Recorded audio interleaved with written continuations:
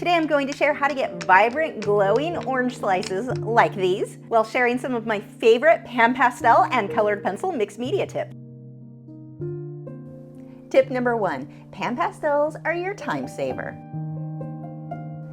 Don't stress about picking the perfect pan pastel color. The goal is to slap down a quick base layer to cover the paper fast. If I filled in this 8x10 paper with colored pencil as my base layer, it would take me ages to get this much color saturation. Working with pan pastels, you can speed through the boring part and dive into the fun stuff.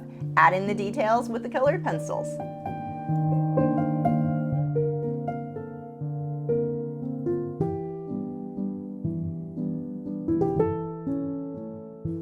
Tip 2, lock it in with Spectrafix.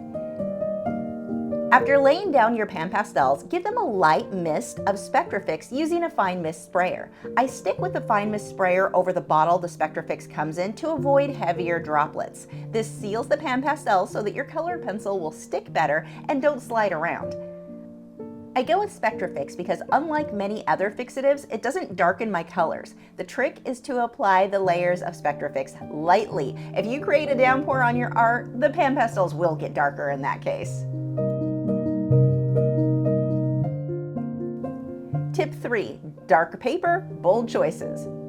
Painting on black paper means your colors won't pop as bright as they would if you were working on white. No worries, make your dark areas extra dark to trick the eye into thinking that your lighter colors are super bright. This hack works anytime your light feels a bit dull. Just deepen those darks that are right next to it.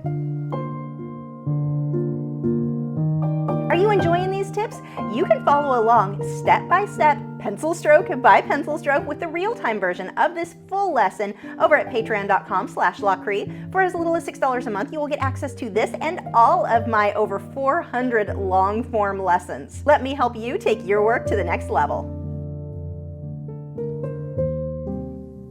Tip 4, it's about values, not just color.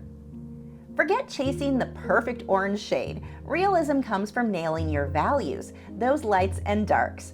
I'm using about 5 shades of orange plus 4 reds, purple, white, and 2 yellows to make these orange slices. Creating variation in colors and getting those values right make your art look real and not cartoony.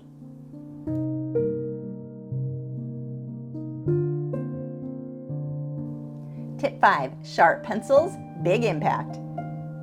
For those final details, sharpen your colored pencils and press a bit harder to get smooth, crisp lines. Dull pencils? No way, they won't give you that clean look. But don't go too hard too soon. Heavy pressure, aka burnishing, flattens the paper's texture, making it tough for more layers to stick. Save that heavy hand for the very end.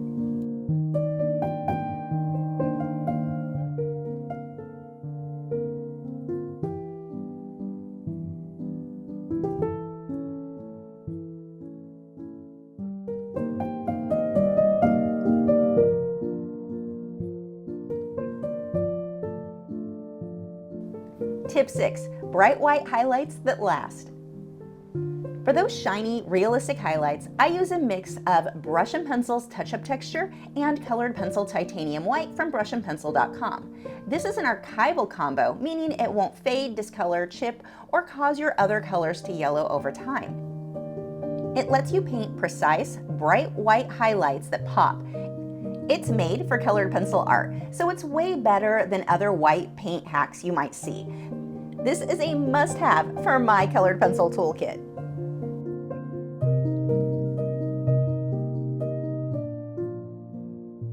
Want to follow along and draw these orange slices with me, pencil stroke by pencil stroke? Join me at patreon.com/Lachri for this tutorial plus over 400 others for just $6 a month. From beginner to pro, I've got lessons to level up your art. Let's make something awesome together. Want more tips for working in pan pastel and colored pencils? Check out this video next.